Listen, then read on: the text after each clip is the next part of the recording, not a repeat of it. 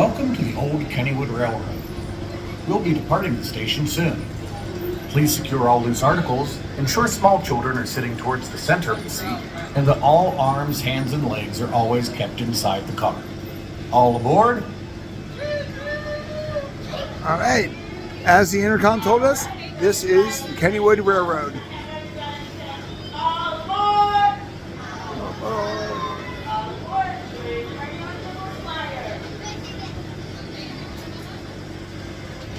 And here we go with our POV of the Olde Kennywood Railroad. Now, the entrance for this is located in the Kennywood Station area, which used to be the Thomas area. So there you actually see some of the attractions, Coal Hall and Convoy. Now, this is a rainier day than we like, but we're here in Kennywood in Pittsburgh, so we wanted to show everybody this train.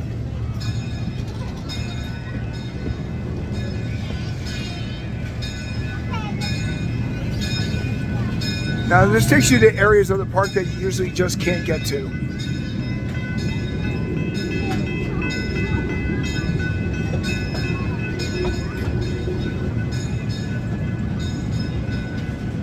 Hi, I'm Jillian, Kennywood's Operations Manager. This is the voice of Kennywood. All right, real names. Okay. I'm Joel, and besides being the voice of Kennywood, I've been one of the park's electricians for about 3 decades. Now, let's talk a little bit about the history of Kennywood Park. Okay. You are riding on a piece of history. The engine pulling this train was first used in 1939 at the New York World's Fair. It was sponsored by the Gimbels Department Store, and that's why this train has become known as the Gimbels Flyer. The coaches and theme of the ride have changed over the years, but it took its first ride here at Kennywood in 1945. We should start at the beginning. Our story begins way back in 1818 when Charles Kenny purchased the land that would one day become Kennywood. The land became a popular picnic spot known as Kenny's Grove around the time of the Civil War, and on December 18, 1898, the Kenny family leased the land to the Monongahela Street Railway Company, officially creating our small trolley park. You know, it was Pittsburgh businessman Andrew Mellon who picked the name Kennywood. I did know that, and the Parkside Cafe and the Carousel Burger Company are the only 2 remaining structures from that period. In 1906, the park was sold to 2 families. Those same families owned and operated the park into the 21st century, and you can still find their names here in Kennywood Junction if you know where to look. In those early years, visitors enjoyed picnicking under the many trees, taking a leisurely rowboat ride on the lagoon, and watching shows at the bandstand. The favorite attractions in those days were the dance hall and the Speed O-Plane roller coaster, along with our oldest operating ride, the Old Mill, which was built in 1902. During the Roaring 20s, Kennywood added some popular rides that you can still take a ride on today.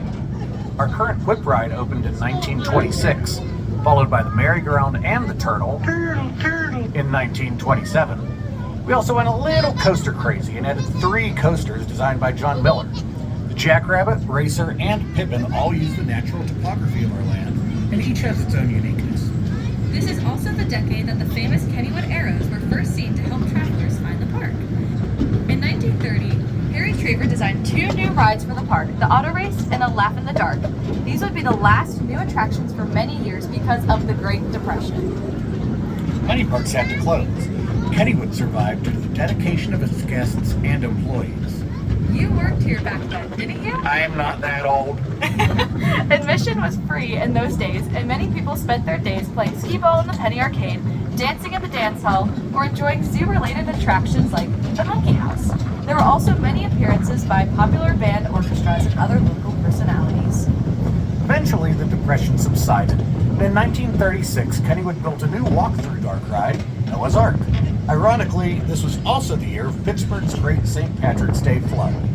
Out of the Depression and into the war era, World War II was a driving force in the 1940s.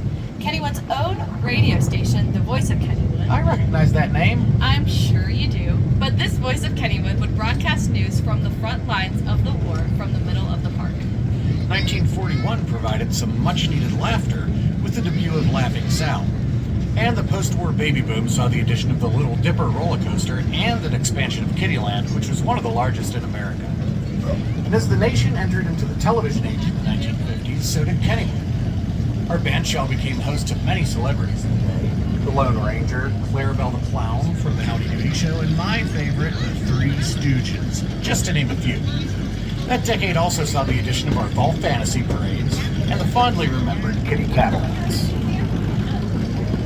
The 1960s and 70s were challenging times for Kennywood. With the emergence of theme parks, Kennywood had to make big changes to compete. We saw the addition of the popular gas-powered turnpike ride in 1966. Then in 1968, with the demand for a new roller coaster and no room to build one, Andy Vettel redesigned the Pippin, creating a more thrilling wooden roller coaster called the Thunderbolts. It was ranked as the nation's best in the New York Times in 1974.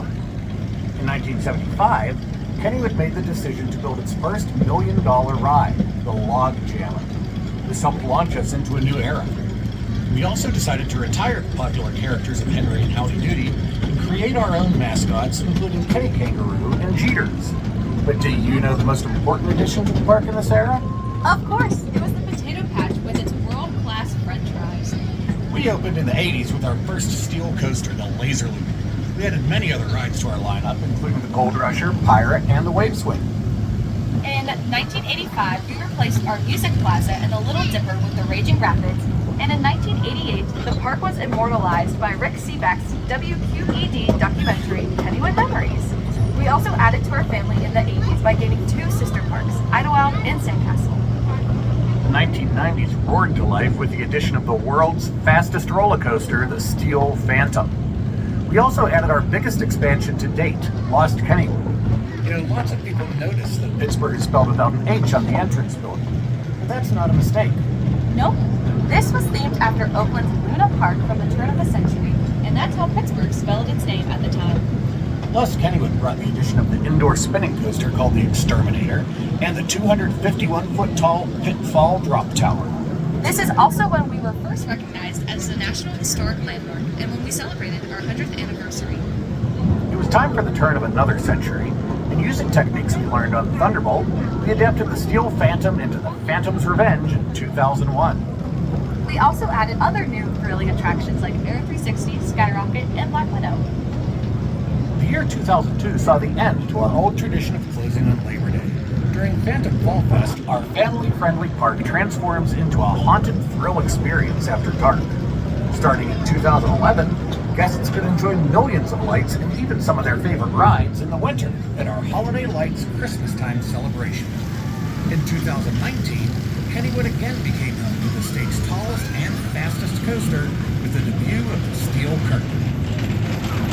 In 2022 and 2023, we celebrated our 125th birthday with park-wide enhancements that celebrated our past while looking to the future.